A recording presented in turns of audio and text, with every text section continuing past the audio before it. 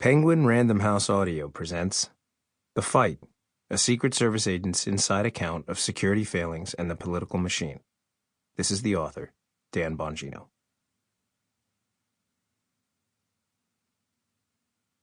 This book is dedicated to my wife, Paula, and my daughters, Isabel and Amelia. Your love and support have made every day a gift and every moment the beginning of a new adventure.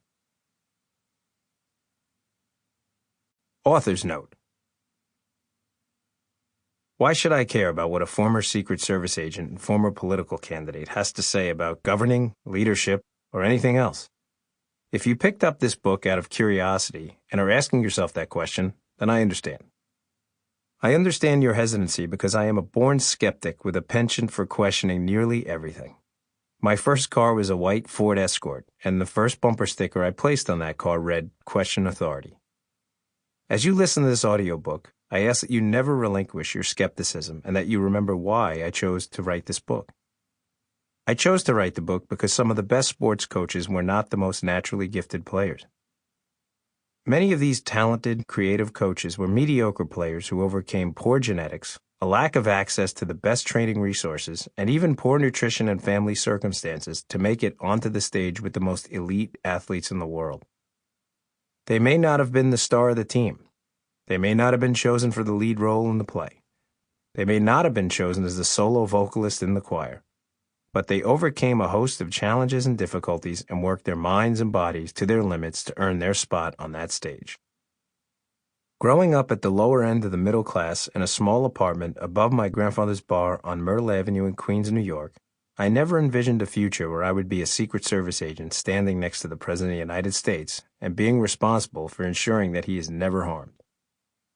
I never envisioned becoming the Republican Party's nominee for the U.S. Senate or running for the U.S. Congress as a largely unknown Republican in a strongly Democratic state and district against one of the wealthiest and most popular members of Congress and coming within 1 point of defeating him. But I didn't defeat him. I lost. That loss hurt deeply. But I made it onto that stage, and after leaving that stage, I began to think about the path that led me there and how my failures could assist others in getting to that same stage. Maybe some of the lessons I learned will help them become the soloist in the choir that I never was. I questioned everything after that tough political loss, but after a long period of introspection, I found the elusive answer I had sought. Life's journey is a complicated one, with a number of twists and turns. Some in your control and some not, and I had mistakenly believed that the outcome of my journey, not the journey itself, was all that mattered. My political loss, along with many of my experiences as a Secret Service special agent, were a reflection of a deeper truth which cannot be distilled down to the result of my effort. I realized after the devastating political loss that the result is important, but it is the fight that really matters. Life's challenges are a series of fights and the effort you choose to put into them. Some of these fights will be in vain, and some will result in tremendous successes. But the character you build, and your individual willingness to sacrifice for the team, a concept I will discuss in depth later in the book, is what you will be remembered for. The legacy you leave others with is not simply the result of your work, but the invaluable lessons you can teach others by the simple act of pouring all of your efforts and energy into a cause you believe in.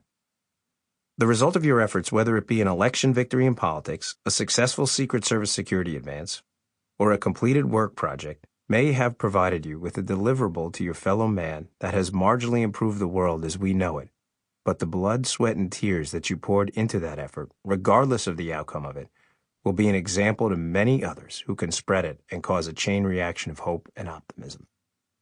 I wrote The Fight to document my successes in the Secret Service and my failures in politics. Both of these experiences provided invaluable templates for a better path forward.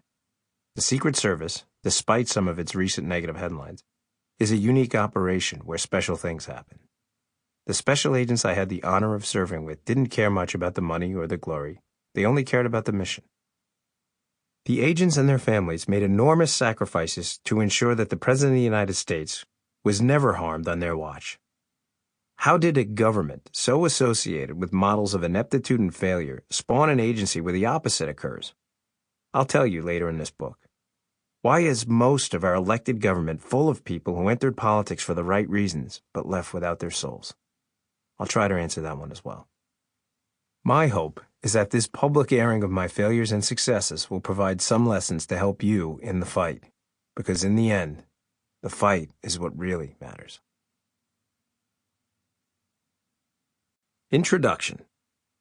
There are no silver medals in politics. Win or lose, Republican Dan Bongino has positioned himself as a rising star in the Maryland GOP with an unexpectedly close contest against well-heeled incumbent John Delaney. This was the text that ran underneath a photo of me and my team in the Baltimore Sun on November 5, 2014, the day after Election Day. The congressional campaign my family and I had dedicated our lives to for nearly 2 years was now over. There were no more doors to be knocked on, get-out-the-vote phone calls to be made, parades or county fairs to attend, or speeches to be given. It was all over.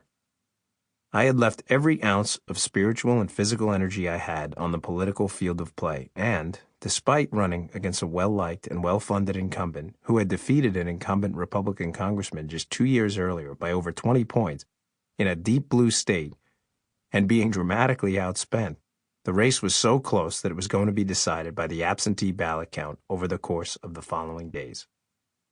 Just a few hours earlier, as the clock ticked past the midnight hour, I was tearing up while looking at my wife Paula, my father, and my mother-in-law, as they joined me in the buzzing hotel conference room we had rented as a campaign night war room. I was overwhelmed by emotion as I was closing in on a dramatic political upset that absolutely no one saw coming.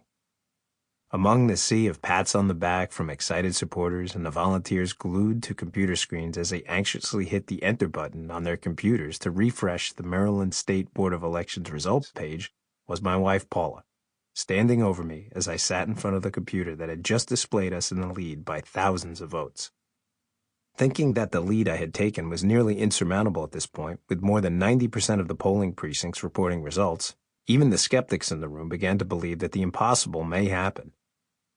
Seeing the incredible sense of pride in my father's eyes and in the eyes of my mother-in-law, who had come to this country from Columbia decades ago with nothing but a dream in her pocket, as we closed in on a victory in the race for Congress in Maryland's 6th Congressional District, was emotionally too much to take after a long 2 years of emotional highs and lows, and the tears were difficult to hold back. Not one mainstream political prognosticator had rated the congressional race I chose to enter into as anything other than safe Democratic. When you are the Republican running in that race, this is never a good sign. Compounding the problem was that the local media outlets had ignored our pleas for fair campaign press coverage of the excitement we were generating within the state. The preordained media outcome in the race was so striking that just 4 days before the election, the Washington Post's Arelis Hernandez declared in the headline of her piece on the larger Maryland political picture, "In Maryland's 8 congressional races, incumbents face little competition." Despite these headwinds pushing against our campaign sales, we executed a well-designed campaign plan that I knew would give us a chance, albeit a small one, at victory. When the polls closed, late in the evening, the Maryland State Board of Elections reported the results of early voting within minutes, and the results were devastating. Early voting results in Maryland are a generally reliable indicator of how the election is going to go, and Congressman Delaney was ahead by double digits. The look on Paula's face as she walked back into the room from putting our 2-year-old daughter down to sleep in the hotel room and looked at the computer screen was a mix of breathtaking disappointment and anxiety. She was wondering the same thing I was. How were we going to tell the hundreds of excited supporters who had gathered in the hotel that we were going to lose badly? We were both more concerned with their feelings of disappointment than ours because they had all poured their time and energy into the campaign effort. I looked around the room, and as my eyes met the eyes of volunteers and supporters who I had developed personal relationships with, as we spent hours knocking on doors and discussing everything from sports to philosophy, it became more and more difficult to disguise my disappointment. As the early polling precincts began to report their results from the heavily Democratic Washington, D.C. suburbs, Congressman Delaney's lead grew, and I began to worry that all of the more than 7,000 doors I had personally knocked on during the campaign had amounted to nothing. Were the political prognosticators correct, and had I grossly misjudged my ability to politically persuade people? I knew that the race was a formidable political hill to climb. Sample complete. Ready to continue?